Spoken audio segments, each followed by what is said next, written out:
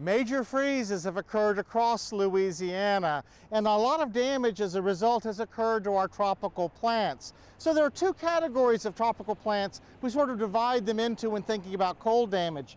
These are herbaceous or non-woody tropical plants like gingers, these cannas like you see here, elephant ears. These plants show their cold damage rapidly. Now after a major freeze, wait a few days or a week and allow all of the damage to express itself. Right after a freeze, sometimes the plants that have actually frozen back don't look brown right away. So wait about a week or so before you start doing some pruning. Now these herbaceous tropicals, you can remove all of the damaged material, and that often involves cutting the back all the way down to the ground. So I'm just going to cut this canna back and remove all of this damaged growth that you see here.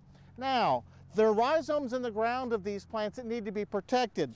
So use a nice layer of pine straw or other mulches and just mulch over the rhizomes to make sure they stay fine for the rest of the winter.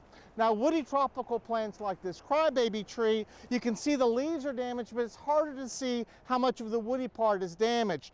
Now in some instances, you see this is obviously black and dead here, and this is still green. So since I can see where the damage is located, I can go ahead and cut that off.